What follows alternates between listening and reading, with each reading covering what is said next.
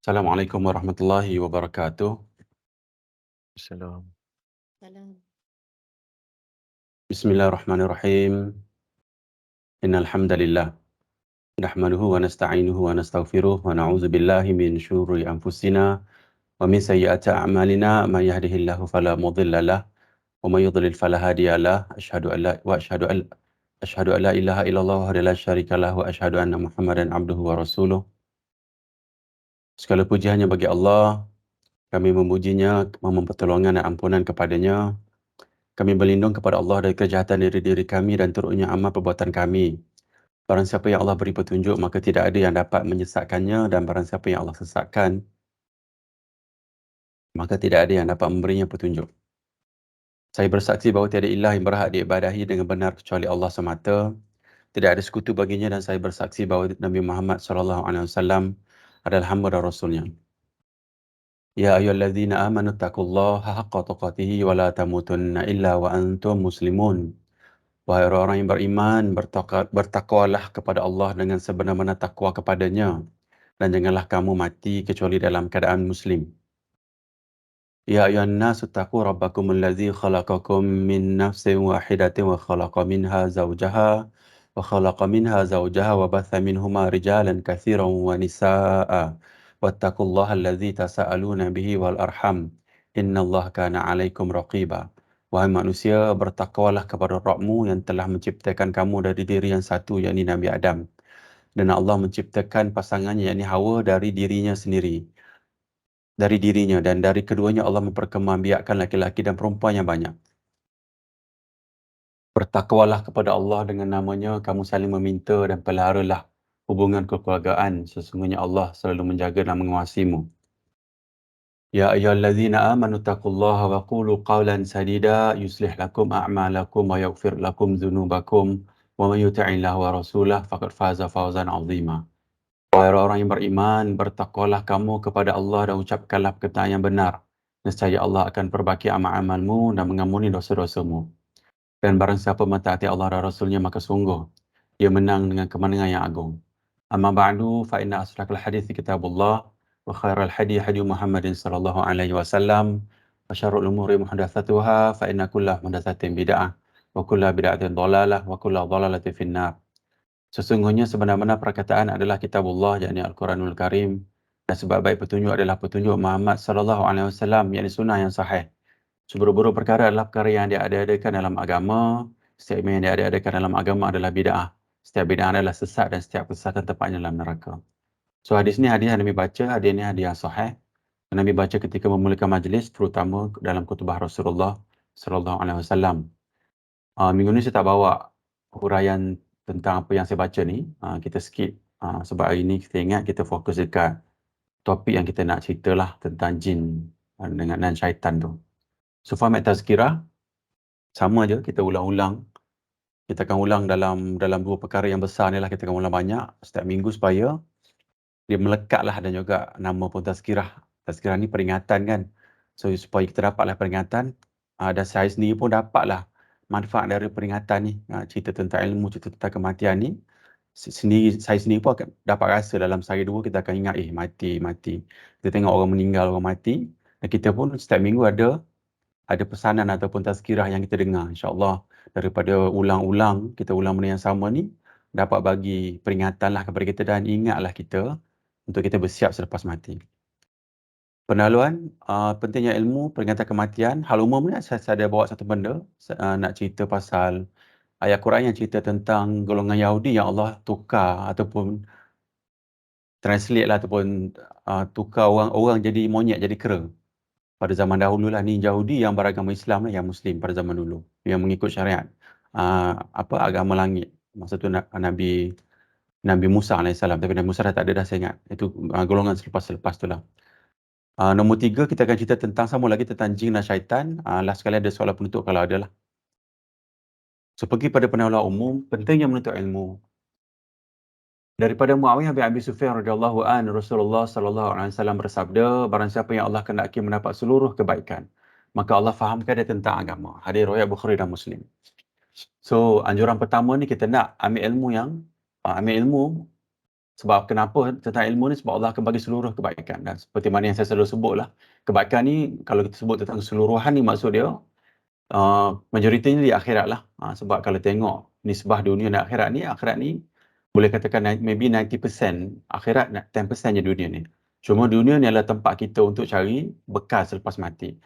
So pertama ni nak sarankan rakan-rakan supaya cari ilmu yang sahih lah, untuk menuju akhirat. Sebab kalau kita tak cari ilmu yang sahih, sangat-sangat kecewa kita, sangat-sangat kasihan lah.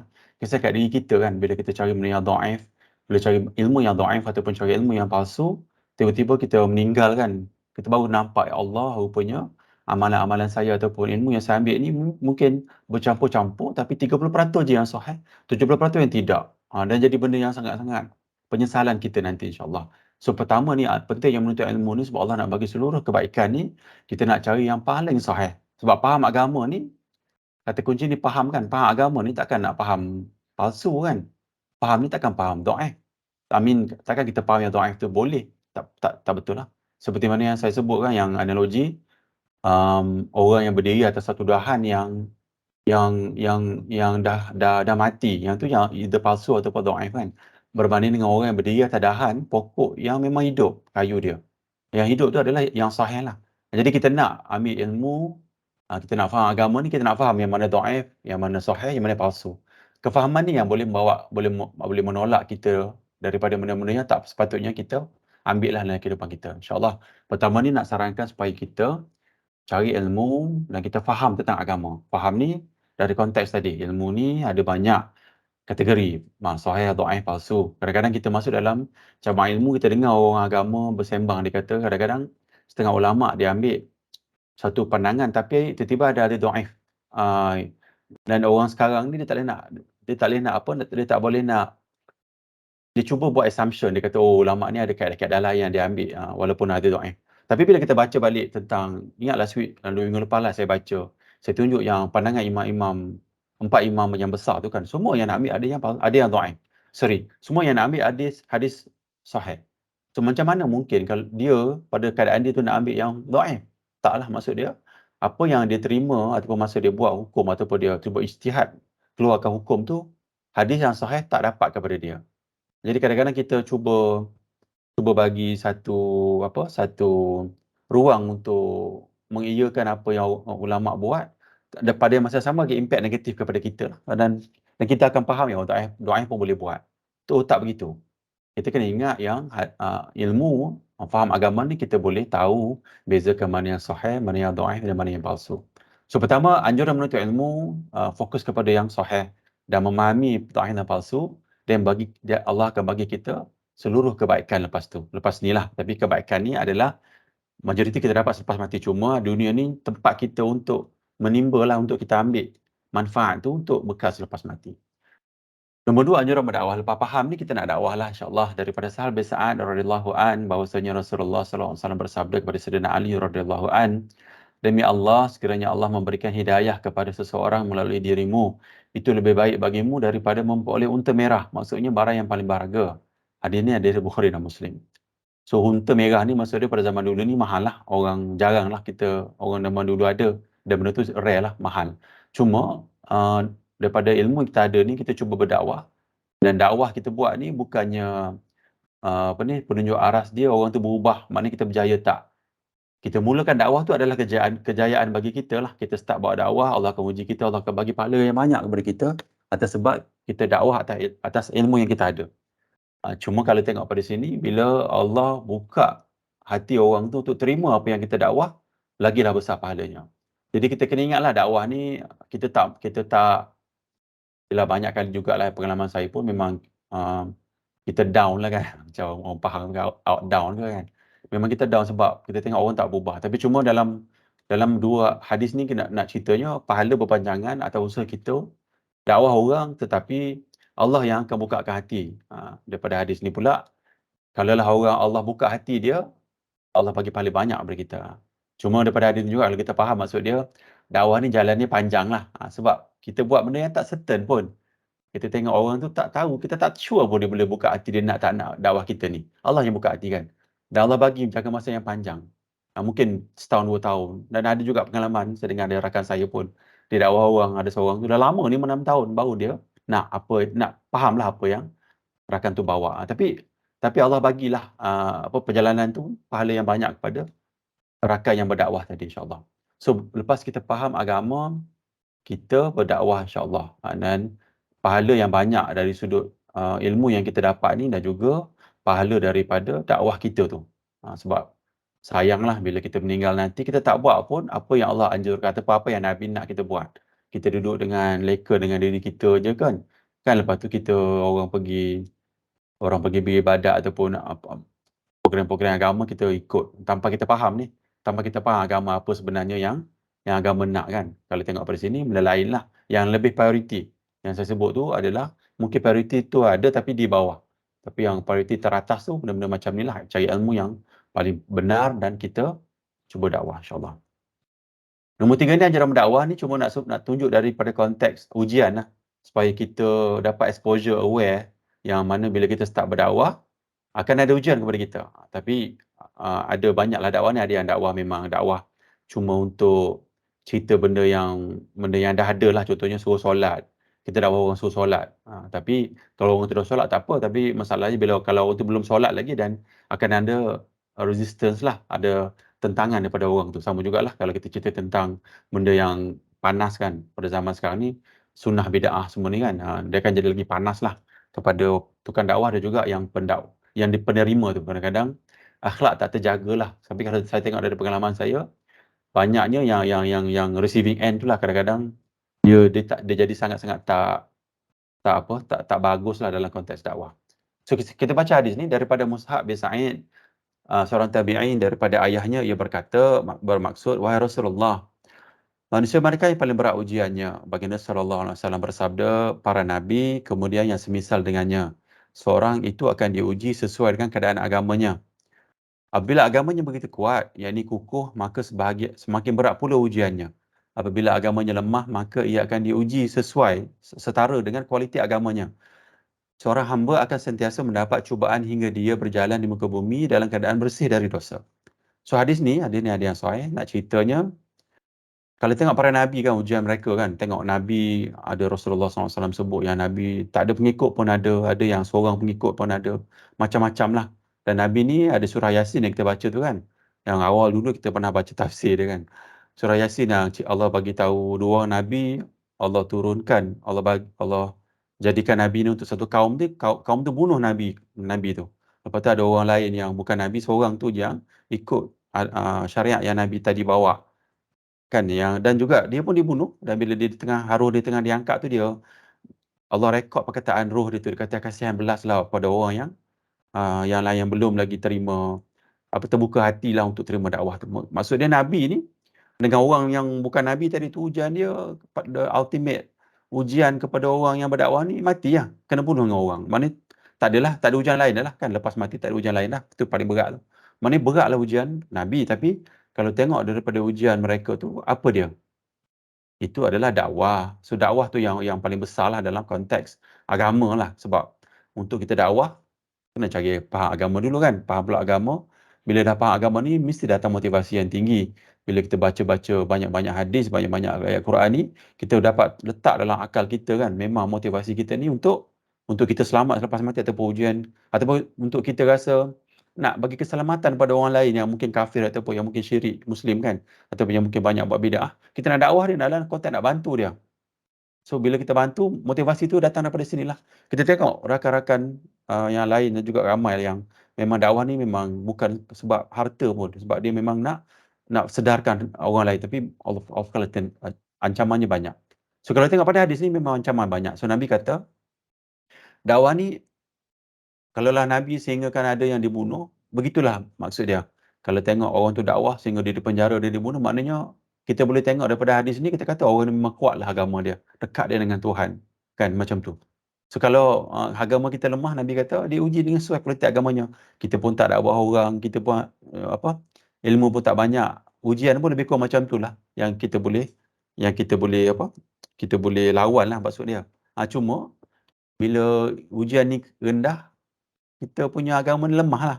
Dan bila agama lemah ni, probability untuk ditimbangan amal nanti kan, di luar mahsyar tu, probability mungkin sama berat ataupun mungkin lebih berat yang tak elok tu. Kita tak mahu macam tu lah. Kita nak supaya agama kita ni tinggilah. Taklah lemah sangat tapi bolehlah kita juga masuk dalam ruang dakwah ni kan. Kita nak dakwah, bagi dah faham berdakwahlah keluarga kita, dakwah kepada rakan-rakan yang baik. Cuba start bagi tahu benda yang benar, benda yang sahih. Sebab itu adalah sunnah, bagi saya sunnah yang antara yang tertinggi lah, kemuncak sunnah Nabi SAW. Sebab Nabi asalnya bila dia dilantik, dia kena dakwah kepada masyarakat di sekeliling dia. Lepas tu satu lagi hadis ni Nabi beritahu, seseorang hamba akan sentiasa mendapat cubaan sehingga dia berjalan di muka bumi dan keadaan bersih dari dosa. So ini tunjuk ujian yang banyak akan ada kepada kita.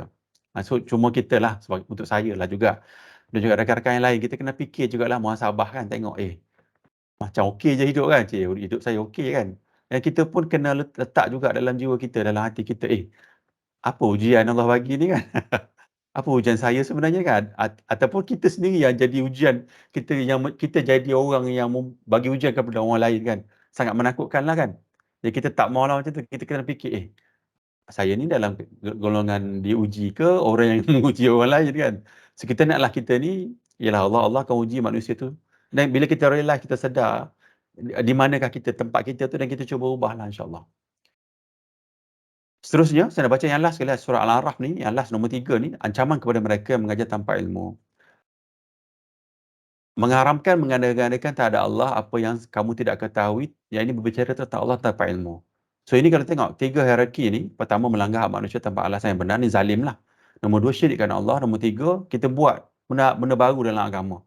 Kalau tengok Syekh Abdullah bin Bas ni kata, hierarki dia ni, ini teruk, tapi teruk tak seteruk nombor 2. Nombor 2 ni teruk tapi tak seteruk nombor 3.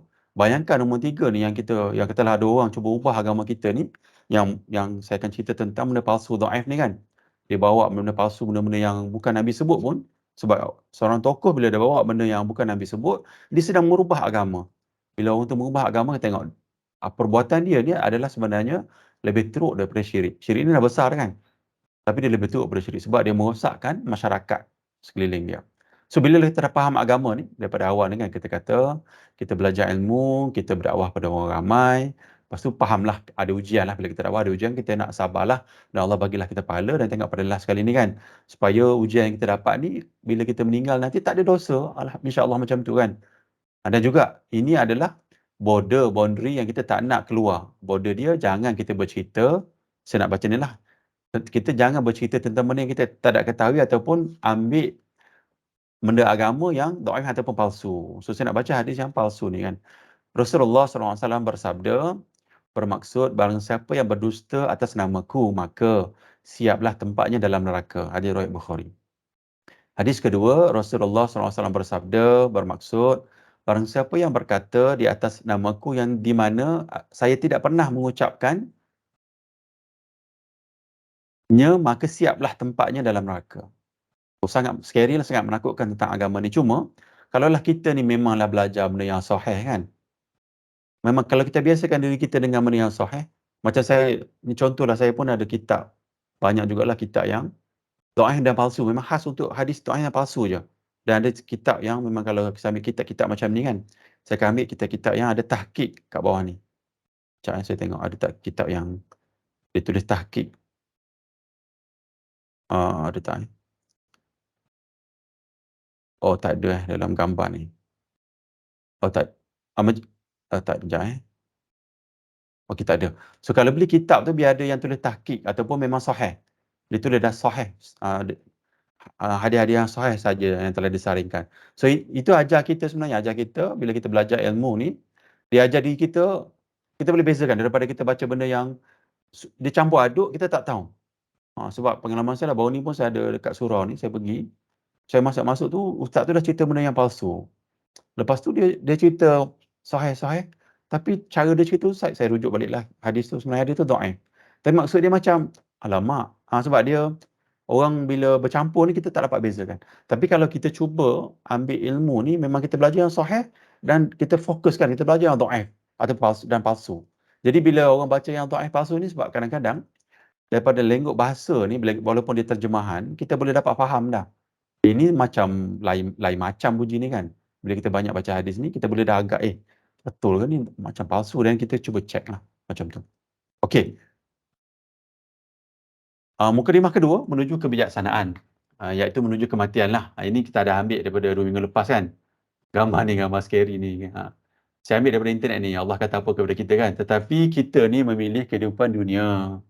Ini betul lah daripada sebab Allah yang sebut dalam Quran kan. Memanglah manusia ni, saya pun semua orang saya ingat, jaranglah majoriti manusia ni semua pergi ke sini. Tapi kalau kita ambil majoriti Muslim dan non-Muslim dalam dunia ni kan, minoriti je lah yang sedikit ni je yang akhirat ni. Kalau tengok ni Allah sebut memang spesifik dah. Allah kata, kita ni memang pilih dunia pun. Cuma hari ni kita cubalah untuk bagi motivasikan kita seminggu sekali ni, supaya kita menuju ke akhirat. Dan Allah sebut juga ada surah Al-A'la ni, padahal kehidupan akhirat tu lebih baik dan lebih kekal. Sebab kehidupan dunia ni sekejap je, kan? Dan minggu ni saja, ingat dengan minggu lepas dengan minggu ni pun, ada ingat 2 kematian yang saya dengar daripada orang rakan-rakan lah yang saudara dia ataupun ada sahabat seorang tu, abang dia meninggal kan. So menunjukkan sekejaplah dunia ni. Cuma kita ni, nama pun tazkirah ni kan, peringatan-peringatan ni, kita nak ingatkan hati kita yang sebenarnya kehidupan yang kekal adalah di akhirat. Macam itulah. Tapi kita memang pilih dunia pun. Kita kena faham dulu keadaan state kat sekarang ni dan ke mana kita nak tuju lah. Kita cuba berusaha sedikit-sedikit macam hadis yang Nabi sebut kan. Sedikit-sedikit tetapi berterusan insya-Allah. Menuju kebijaksanaan. Sekejap. Bismillah. Rasulullah SAW bersabda, perbanyakkanlah ingat pemutus kelazatan, yakni kematian. Hadis ni hadis yang sahih. So hari ni kita nak ingatkan diri kita dengan bacanya hadis ni, sebagai orang kata sedang execute lah hadis ni. Kita ingat mati macam tu. Ingat ni kan Allah, dalam ayat Quran ni Allah kata kan, akhirat ni kekal ni, nak ingat mati dah ni. Daripada konteks page ni. Hadis nombor 2 daripada Ibnu Umar radhiyallahu anhu, ia berkata, saya pernah bersama Rasulullah sallallahu alaihi wasallam. Lalu seorang Ansar mendatangi beliau, ia memberi salam dan bertanya, wahai Rasulullah sallallahu alaihi wasallam, mukmin manakah yang paling baik? Beliau sallallahu alaihi wasallam bersabda, yang paling baik akhlaknya. So yang pertama ni, sahabat ni bertanya kepada Rasulullah sallallahu alaihi wasallam, mukmin mana yang paling baik? Nabi kata mukmin yang paling baik akhlaknya. Dan akhlak ni pula daripada kacamata Al-Quran dan hadis yang sahih. Dia bukannya daripada peraturan yang kita buat sendiri, bukan. Yang paling baik ini adalah kacamata ataupun prosedur daripada Al-Quran dan juga Sunnah yang sahih. Kena ingat sebab kadang-kadang kita letak peraturan kita macam kita lah ayah kan kat rumah. Kita buat peraturan kita, ni paling baik tak? Peraturan awak kalau tak sejajar atau selari dengan Quran dan Sunnah, bukan paling baik. Dan juga yang Sunnah tu yang paling penting sebab kadang-kadang kita ambil akhlak daripada hadis yang palsu. Contoh yang saya sebut sebelum ni lah, yang contoh tak bagi isteri balik melawat ayah anda yang sedang nazak semua tu kan, contohlah. Benda-benda macam tu, benda-benda yang pelik-pelik, benda-benda yang terpinggir dalam agama, ataupun benda-benda yang kita tengok daripada logik akal pun kita tak dapat terima. Tapi sebenarnya sebab ilmu kita kurang lah, kita tak dapat tahu yang sebenar, yang paling apa ni, yang paling ikut apa yang Allah dan Rasul nak kadang-kadang tu. Cuma ingatlah akhlak ni melalui ataupun selari dengan Quran dan juga hadis yang sahih. Cuma yang ni kita kena belajar lah, dan kita akan dapat sebab awal tadi kita cerita tentang ilmu kan, daripada banyak kita belajar ni. Dan lagi bila kita tengok dunia ni lebih luas lah, lebih moden sebenarnya kalau kita faham agama. Sekarang ni bila kita faham agama dari konteks yang sempit kan, kita akan jadi sempit kehidupan kita kan, macam juga politik kan. Kita tengok sempit sangat rasa. Macam politik tu agama diletak dalam konteks tu. Sebenarnya tidak. Bila kita faham lebih besar dan kita keluar negara ke, pergi belajar dengan orang ramai, lagi terbuka minda kita insya-Allah. Nombor 2, sahabat ni bertanya lagi, lalu manakah yang paling cerdas, paling cerdik ni? Ia kembali bertanya. Beliau sallallahu alaihi wasallam bersabda, yang paling banyak ingat mati. So inilah intipati yang kita nak cerita tentang mukadimah kedua ni. Kita nak banyak ingat mati. Dengan kita baca hadis ni, kita sedang ingat matilah macam tu. Dan kita insya-Allah Allah bagi pahala lah atas kita sedang ingat mati ni. Dan kita sedang menjalankan hadis Nabi yang sahih ni. Dan yang paling baik dalam persiapkan diri untuk alam berikutnya, itulah mereka yang paling cerdas. Ada yang sahih. Nombor 2 kata kunci ni yang paling baik dalam persiapkan diri. Yang ni saya nak tekankan adalah buat amalan yang paling sahih lah maksud dia. Kalaulah kita ambil amalan yang macam khilaf kan, ini sahih. Dua antara ada setengah ulama kata sahih, setengah ulama kata dhaif. Kan dah jadi pening tu. Kan dah jadi macam sure tak sure kan macam tu. Ataupun ambil yang dhaif kan. Dhaif ni lagilah tadi kita kata perbandingan sahih dan dhaif kan. At least markah 70% lah kalau letak dalam kategori markah. Lepas tu ada yang memang dhaif pun. Memang dhaif terus. Tak. dah kategori 50% atau 50-50 lah kan. Ataupun 45% lah, dah dhaif dah. Yang palsu memang kosong teruslah. Cuma kenapa nak duduk di kalangan palsu dan dhaif? Ambillah yang sahih betul kan. Ataupun ambillah keluar daripada syubhah yang kita belajar tentang takwa tu kan. Ambillah yang paling sahih tu, yang memang tak ada orang nak argue pun, memang sahih, confirm sahih. Kenapa nak ambil yang tidak sahih? Macam itulah, maknanya kita ni, prioriti kita ni ataupun cara akal kita berfikir tu kadang-kadang kita tak letak yang paling penting dengan yang penting. Kita tak boleh nak bezakan antara dua tu. Sebab biasalah manusia kan, sama jugalah saya pun, macam betul lah juga kan kita tengok, contoh sebagai contoh yang dunia ni kan. Kita pakai Google Map ni, saya nak supaya kita boleh nampak contoh yang real kan. Google Map kata okeylah, daripada kalau tengok Google Map dia dah buat calculation kan. Kita pun dalam digital kan. Tengok AI kan, faham lah kan. So tengok Google Map memang dia kata dalam 20 minit kalau tengok Google Map. Tapi kita ni kerek kan, oh aku ingat aku tak pakai Google Map lah. Ini Google Map ni tipu, contoh dia kata macam tu kan. Padahal kita faham yang dah ada dah intelijen dalam tu yang dia boleh tengok, dan juga data-data yang kita dapat daripada kereta lain kan. Yang Google Map capture lah. Dia letak dalam apps dia. Itu dia punya selling point pun kan. Tapi kita masih nak pakai kita punya. Tengok-tengok 40 minit kita sampai kan. Termasuk dia, kadang-kadang kita tak dapat nak bezakan antara kemudahan ataupun tadilah saya nak letak analogi kepada prioriti yang tertinggi dengan prioriti yang secondary lah, yang penting tapi tak sepenting yang kat atas. So yang paling penting ni kalau tengok pada hadis ni, yang paling baik ni, yang paling penting ni, benda yang sahih lah dulu kan. Ambil yang paling sahih, buatlah yang paling sahih dulu. Lepas tu, yelah kalau dah keadaan sekeliling kita memaksa, barulah kita ambil pandangan yang kedua. Tapi kalau tak ada memaksa, dia ambil yang kita jadikanlah kita punya amalan yang sahih tu memimpin 90% dalam kehidupan kita. Dan kita aware yang kita buat 10% tu ada juga yang khilaf. Dan itu bagi saya itu adalah ilmu lah. Daripada kita tak tahu apa pun, kita ikut je semua orang. Yang paling scary tadi yang saya kata tadi kan, yang quote yang awal tadi saya kata paling scary, 40 ataupun 30% je yang sahih, masuk bila mati nanti 70% yang tidak sahih, jadi angin je. Itu dari sudut amalan kita kan. Tapi tiba-tiba ada yang dhaif ataupun palsu yang kita bawa tu bersangkut dengan akidah. Habis kita. Akidah tak ada jalan lain melainkan kita bertaubat. Tapi orang yang dalam bidang agama ni, bila bab akidah, susah dia untuk kembali kepada yang benar ni. Kecuali dia start dia delete lah ataupun dia relearn balik. Dia unlearn, dia relearn balik benda baru. Kalau tak, dia akan jadi masalah yang besar. So, slide yang kedua tentang kematian menuju kebijaksanaan ni, Nabi kata yang paling cerdik adalah orang yang paling banyak ingat mati, dan juga kita carilah yang paling sahih untuk kita untuk bekal kita kan, macam duit lah. Ambil lah yang tak palsu lah, maksud dia. Ambil je. Tak apalah orang argue-argue tu. Itu ujian kita lah kan. Sebab nak menuju takwa kan, orang bagi argument macam-macam. Tetapi argument yang paling factual, yang paling besar, fakta yang paling benar adalah pada Allah dan Rasul lah. Bila Nabi kata jangan ambil benda yang palsu ni kan, kita tak ambil lah macam tu. Nombor 3, perjalanan kita. Perjalanan kita menuju ke mati. Lepas mati, kita berada di alam dunia dan kita akan berada di alam kubur. Semua orang akan mati. Setiap manusia, setiap yang hidup akan merasai kematian kan, surah Al-A'raf kan, surah Allah beritahu dalam surah tu kan. So kita akan meninggal dunia, confirm. Ini peringatan kepada saya dan rakan-rakan lah. Kita akan menuju jalan yang panjang ni, dan kalau tengok sini, benda ni boleh dikatakan dalam maybe 99% lah kalau ambil kadar masa kan. Sangat sekejap di atas dunia ni. So adalah masa sedikit ni, kita cubalah dakwah orang lain. Sebab kalaulah kita ada ilmu agama ni, kita duduk seorang-seorang, sebab anjuran agama suruh dakwah kan. Kita beritahu orang supaya amalan tu berkekalan, dan bila kita meninggal nanti ada dapat macam saham-saham kita selepas mati dengan anak-anak kita, rakan-rakan yang ambil ilmu daripada kita, kita dapat insya-Allah kita selamat. Kita menuju ke syurga, dan juga kita nak juga bawa dakwah Nabi yang terbesar. Sunnah Nabi yang terbesar adalah dakwah orang lah kan. Daripada awal Nabi dulu, memang kerja Nabi ni, Rasulullah SAW ni, memang tugas dia lah untuk menyampaikan lah. Tapi sampai kata bukan setakat sampai, saya dah beritahu dah, ikut dia lah. Bukan macam tu. Nabi buat sebab ihsan kan. Nabi juga sebut tentang ihsan, kasihan belas kat orang kan. Takkan kita nak bagi dia silap sepanjang masa, nak betulkan lah. Dia masih buat, kita tegur lagi sampai dia berubah. Macam orang kafir, contoh kita ada sahabat baik kafir, kita nak bagi peringatan kepada supaya, takkan kita nak suruh dia masuk neraka kan. Macam tu kalau benar-benar kita ihsan, kita nak biar dia berubah, Allah yang ubah betul, tapi usaha kita tu untuk buka hati dia supaya dia ikutlah apa yang kita sedang dakwah, insya-Allah. Dan insya-Allah kita nak menuju semua ke sinilah, ke syurga, insya-Allah.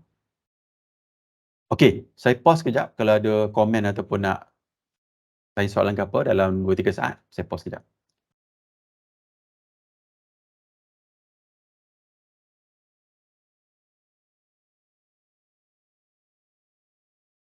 Assalamualaikum Syekh Zuraidi. Lama tak jumpa.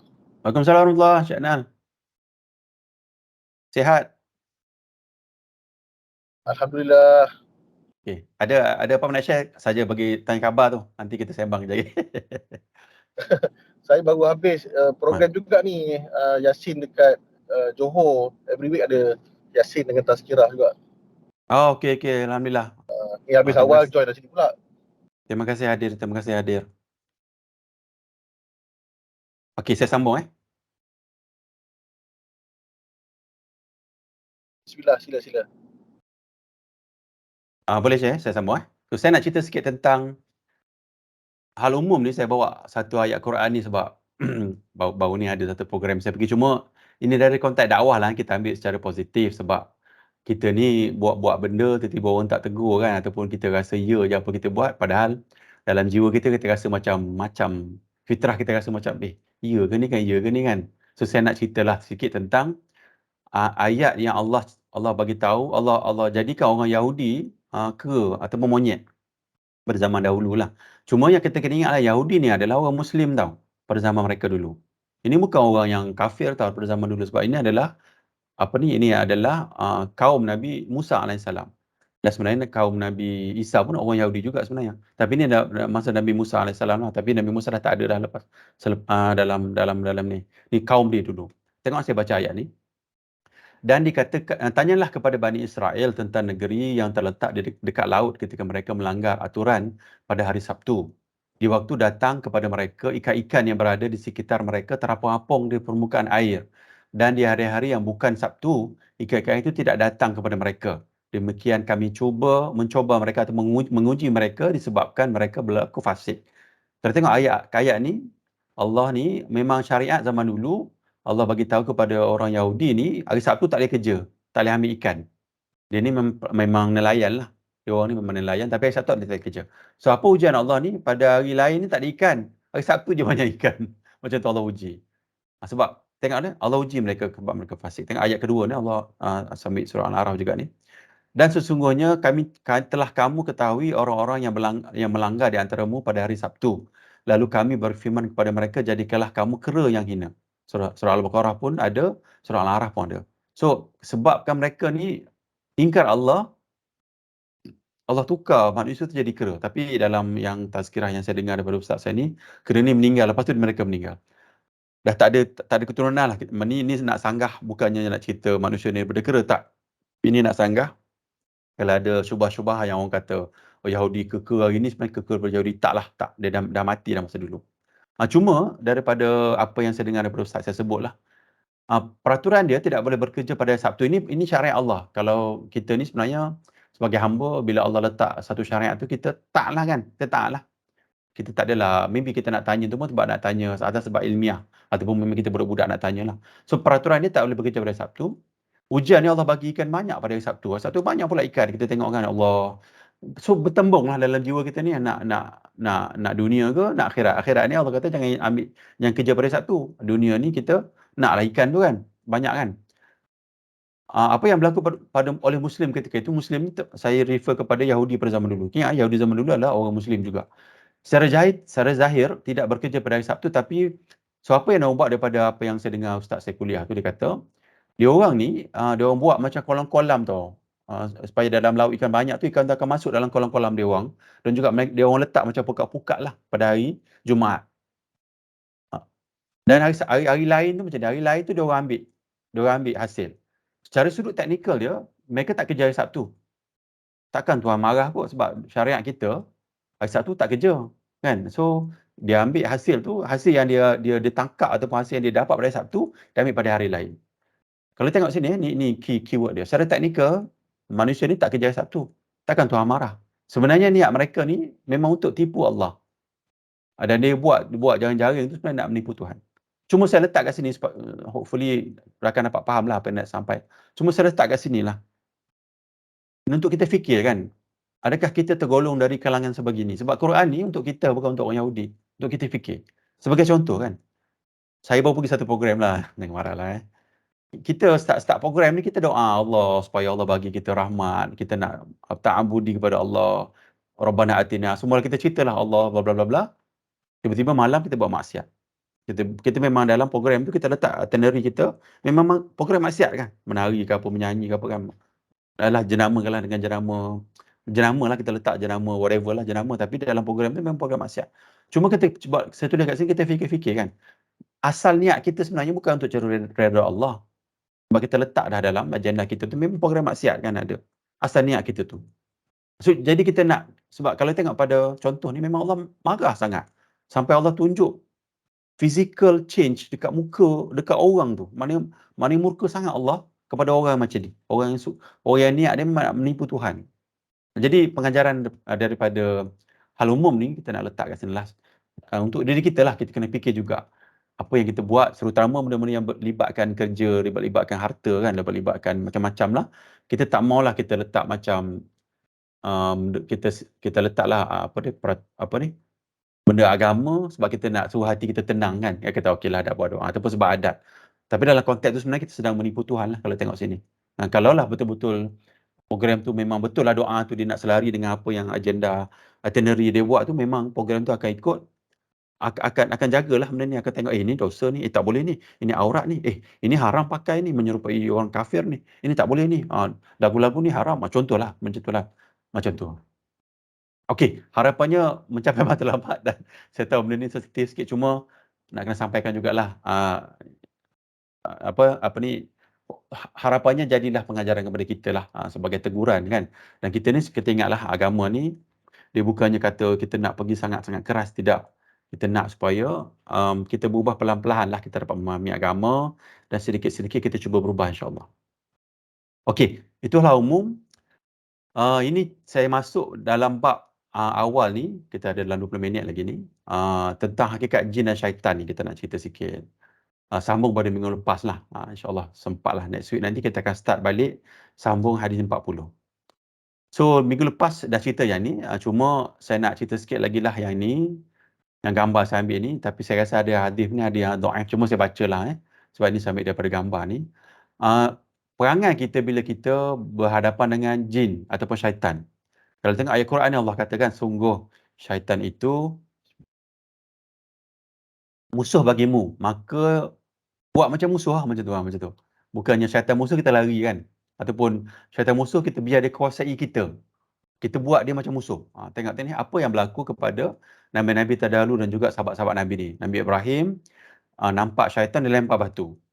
Oleh Awalib dia tikam dengan pedang. Ni syaitan yang dalam bentuk manusia lah.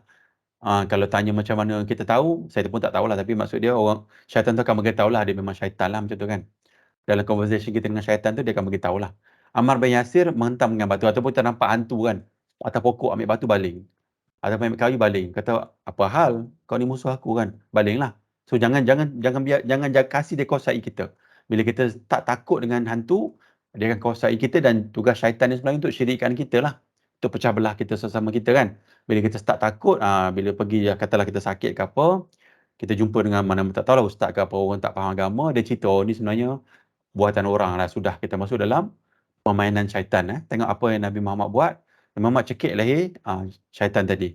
Umar bin Khattab dia bergusti lah, bergaduh. Ibnu Zubair dia pukul dengan tongkat. So konteks pertama ni nak suruh kita faham syaitan ni musuh kita. Bila kita nampak hantu-hantu kan, jangan takut. Maknanya kita lawan dia. Once kita takut, dia akan kuasai kita. Once kita takut dengan dia orang ni, dia akan kuasai kita. Cuma takutlah kan, sebab kita kan selalu tengok movie hantu tu. Kita tengok sedang dimomokkan dengan benda-benda ni lah, benda-benda yang mengarut ni kan. Cuma benda ni melalui praktis lah kan. Kalau kita dah start faham ni, kita buatlah benda yang untuk kita tak takut. Contohlah pergilah dengan anak-anak kat luar, main tengah malam. Ajarlah dia orang, sebab budak-budak ni masih lagi pure kan. Hati dia masih lagi pure. Ajar dia, nampak, abang nampak benda putih bang, baling. So biarlah dia rasa tak takut lah, ajar dari sekarang. Sebab kita ni dah keras kan, nanti kita belajar dari kecil lagi memang sikit-sikit. Mak kita kata jangan pergi hantu. Jadi takut. Sampai besar kita bawa perangai tu. Tapi dari sudut syariat, tak begitu. Syariat kata, semua apa ni, Nabi dan juga sahabat-sahabat Nabi ni, jumpa syaitan dia akan lawan. Macam itulah. So konsep pertama ni, daripada page pertama ni, nak bagi tahu syaitan tu musuh kita. Kalau jumpa ataupun apa-apalah, kita lawan. Kalau kita tak sanggup, larilah. Tapi kalau boleh jangan. Sebab bila ketakutan tu ada, dia akan syaitan akan kuasai kita. Dan benda yang paling menakutkan adalah bila kita pergi kepada benda yang syirik tu, benda akidah. Sebab syaitan ni memang nak rosakkan akidah kita. So kena ingatlah kat situ. Tu page pertama. Nombor 2 ni kita dah faham dah kejadian makhluk ni kan, kita dah tahu dah malaikat daripada cahaya, jin daripada api, manusia daripada tanah. So tak go through lah. Nanti kita nak cerita banyak tentang perangai-perangai syaitan supaya kita ketahuilah bila kita kenal musuh kita, lagi mudah kita nak lawan mereka lah. Macam tu lah. So ni dah tengok kan, cuma yang ni nak highlightnya ada Qorin lah. Qorin ni memang duduk dengan kita.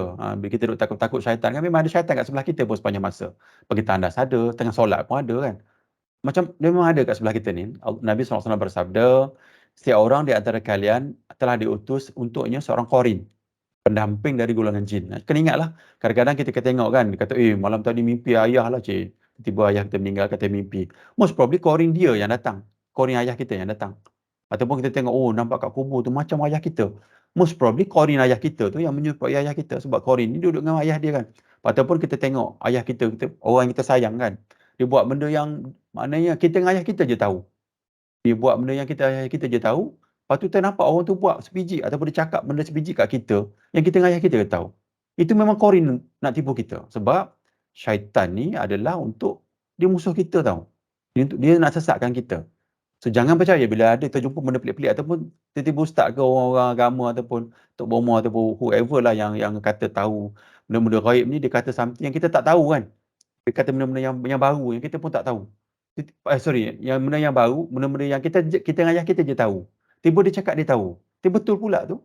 Qorin lah. Maknanya orang tu dah ada perjanjian dengan syaitan ni, Qorin ni. Qorin ni bagi tahu kat kita. So kena ingat, benda ni sangat penting sebab kena ingatlah syaitan ni nak rosakkan kita kan. So bila kita jumpa benda-benda yang di alam gaib ataupun kita saja yang tahu, tiba-tiba orang tu tahu. Kita kata Mamat ni memang kawan syaitan ataupun Qorin orang tu yang ataupun Qorin kita yang beritahu dia. Macam tu kena ingatlah. Yang ni sangat penting sebab dia datang dari sudut, dia ada implikasi akidah kat kita. Dan juga kalau kita tak tahu benda ni, ilmu yang kita tahu ni, dia akan was-waskan kita. Sebab majoriti, boleh katakan semua orang-orang yang ada berhubung dengan Qorin ataupun dengan jin ni, dia sedang bawa kita menuju syirik. Kena hati-hati dengan banyak lah tentang Qorin. So ini saya nak summarizekan benda ni, nak ulang lagi sebab benda ni banyak berlaku di kalangan orang Islam. Pertama, katalah kita bermimpi nampak ayah kita dalam mimpi, most probably 99.99% adalah Qorin ayah kita. Sebab apa? Later nanti dia nak sesatkan kita. Nombor 2, ataupun dia nak cuba was-waskan kita. Nombor 2, katalah kita jumpa seseorang tu, dia kata, macam ni, aku tahu kau buat ni kan. Kat ni kan. Kau yang benda-benda yang dia cerita tu, kita seorang je tahu. Dia memang berhubung dengan Qorin dia dan Qorin dia berhubung dengan kita. Orang yang ada hubungan dengan syaitan, dengan Qorin ni adalah orang yang dah kafir. Orang yang ada hubungan patch ataupun perjanjian dengan Qorin dan gaib ni, kalau ikut ilmu saya lah yang saya dengar tazkirah juga saya baca, orang tu telah kafir. Dia telah rosakkan agama kita. Sebab dalam perjanjian mereka ni, dia nak dapatkan khidmat daripada jin tu, dia kena kafir dulu. Dan kafir mereka ni sangat-sangat teruk lah. Dia memang buat benda yang sangat tu. Sebab tu kalau tengok fatwa pada Sayyidina Umar Al-Khattab, kalau jumpa orang macam ni, hukum dia pancung. Bahaya. Nombor 3, benda-benda gaib lain lah. Contoh, kita tengok kat kubur tiba-tiba ataupun kat kubur tiba-tiba ternampak macam kelibat bapa ayah kita yang orang kita sayang.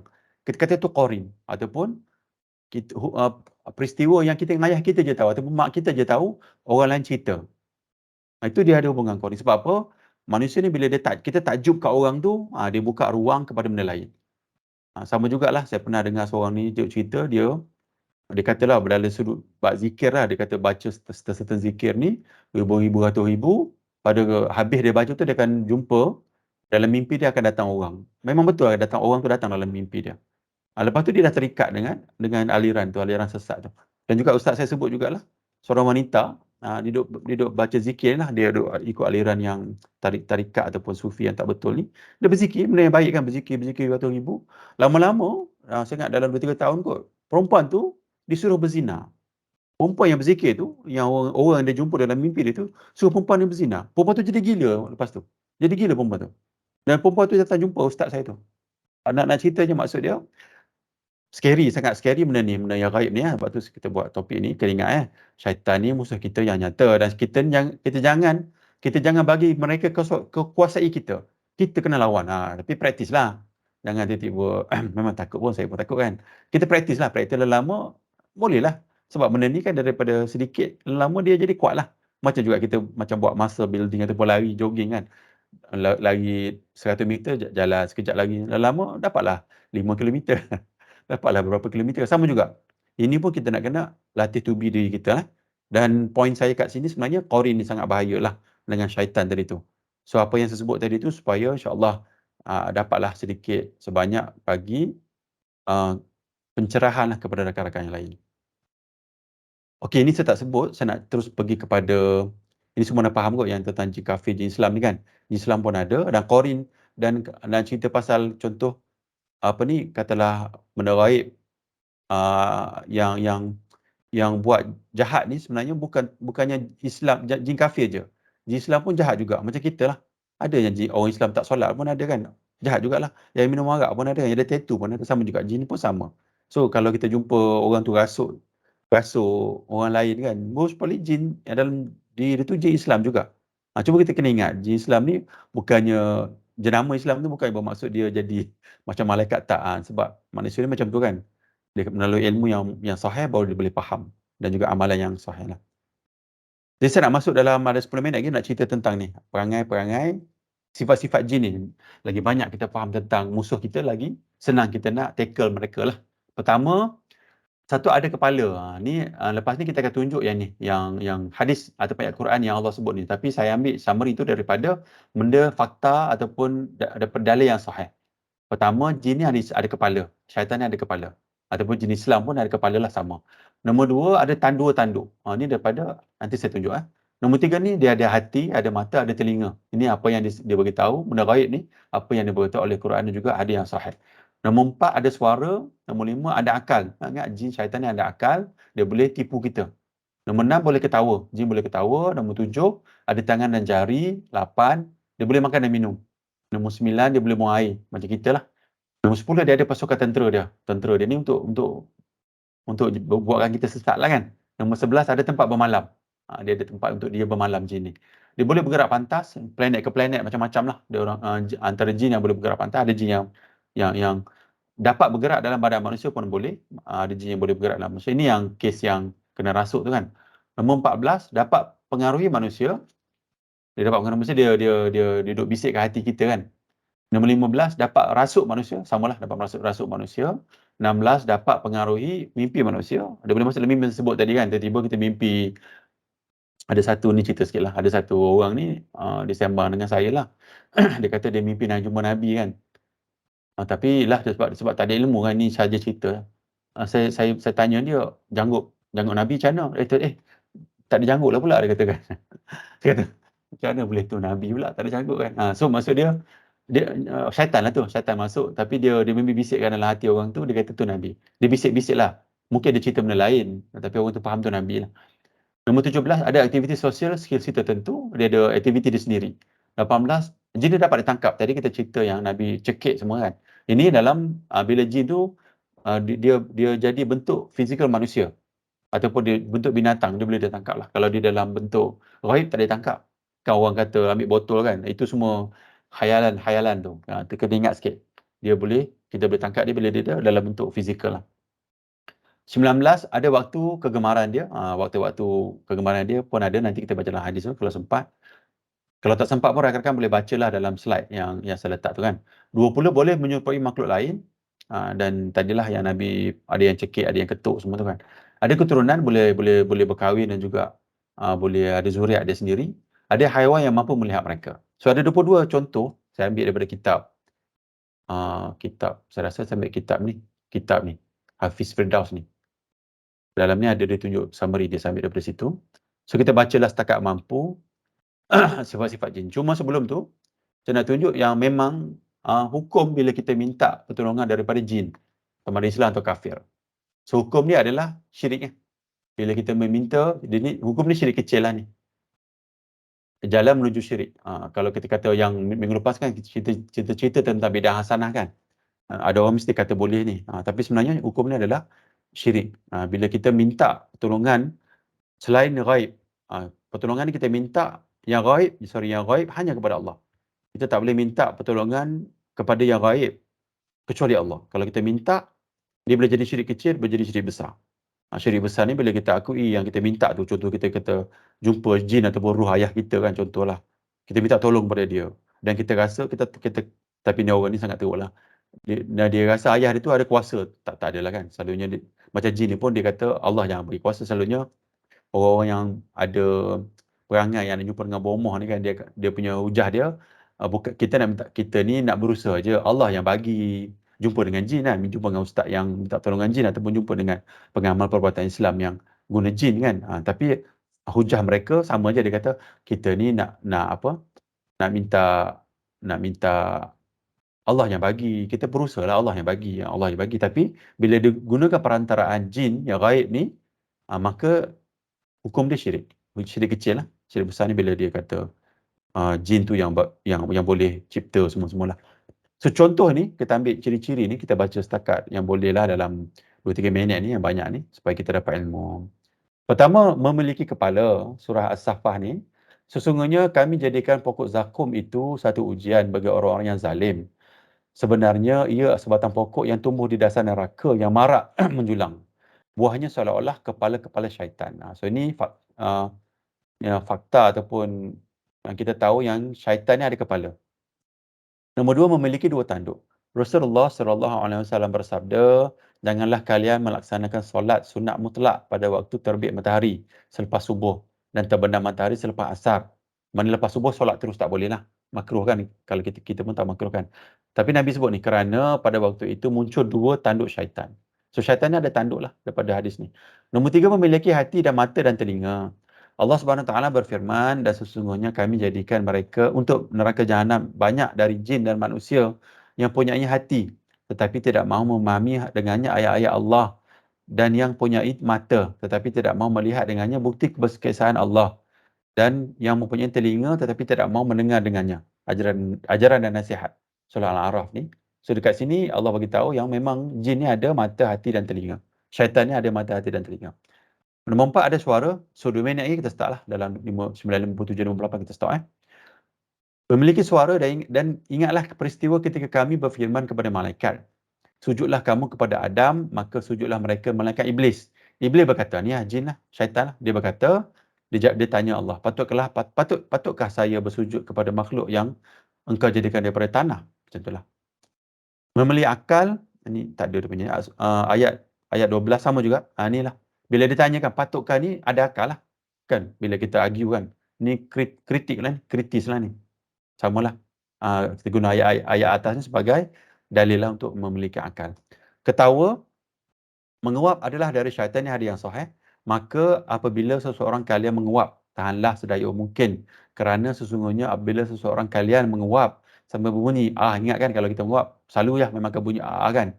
Maka ketawalah syaitan. Syaitan ketawa. So sifat ni adalah sifat makruh lah. Kalau boleh ketawa, kita tutup lah. Tutup mulut, jangan bunyilah tu. Nombor 7, memiliki tangan dan jari. Rasulullah SAW berpesan, apabila seseorang kalian makan, maka makanlah dengan tangan kanannya, dan apabila minum, maka minumlah dengan tangan kanannya.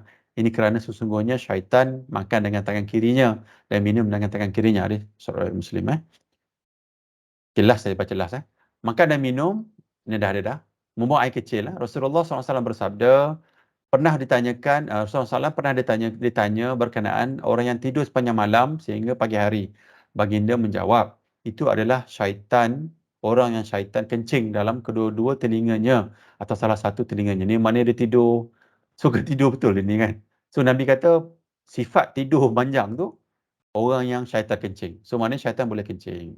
So rakan-rakan boleh baca, ada banyak ni kan, boleh baca semua ni. Yang saya tak ulang lah, minggu depan insyaAllah kita akan sambung.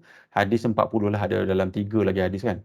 ada 4, ada 5 lagi hadis, kita akan baca hadis-hadis tu. So boleh bacalah sehingga semua ni lah. So daripada yang kalau kita dapat faham perangai syaitan ni dan kita dapatlah kenal lah, dan last sekali ni penutup ni ada lagi. Saya tak baca dah tu. Rakan-rakan boleh baca, ada kelemahan syaitan ni kita bacalah. Nanti tuan-tuan boleh bacalah. Yang ni kita Nabi cerita tentang baca bismillah kan. Surah Al-Baqarah, baca surah Al-Baqarah. Jangan sebut celah-celah syaitan, semua baca bismillah. Masuk rumah ni So bacalah, tengok bagi salam ni kan, bismillah bagi salam ni. So ini benda-benda ataupun amalan-amalan yang boleh